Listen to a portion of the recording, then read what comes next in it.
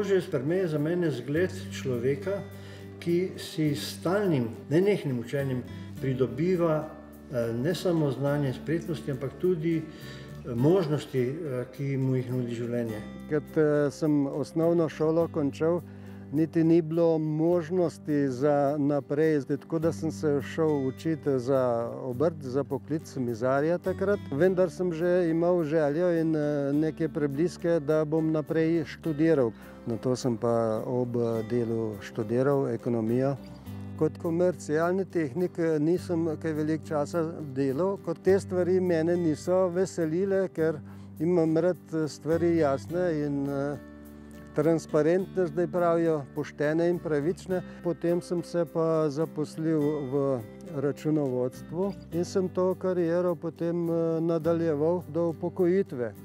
No, zdaj ob koncu sem potem še diplomo ekonomske fakultete naredil pred par leti. Podobno je napredoval v poklicu. Najprej je bil mizar, potem komercialist, potem finančni referent, potem samostojni računovodja, potem je pridobival še višje položaje, vodja finančno-računovodske službe, direktor podjetja, direktor banke, direktor finančno-računovodske službe. Ob poklicni dejavnosti sem se pa ukvarjal tudi z čebelarstvom. Vse skozi sem imel čebele. Dejaven sem bil kot prostovoljec v čebelarskem društvu. Ljudje se lahko zgledujemo pri čebelah v marsičem, po marljivosti, delavnosti, kolektivnem sporazumevanju in obnašanju, predvsem v času recimo paše.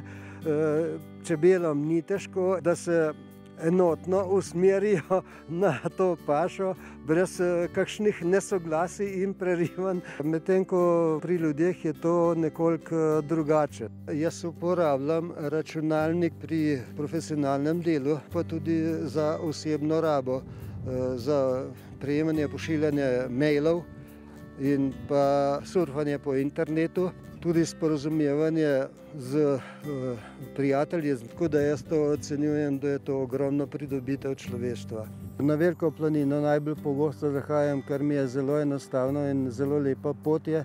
V vseh letnih časih je primerna za obisk. Biti aktiven na družbenem življenju in na področju spremljanja razvojnih trendov in pa tudi izobraževanje z tega vidika je tudi vseskozi nujno, ker družba se stalno razvija in če hočemo slediti temu trendu razvoja, se moramo redno izobraževati.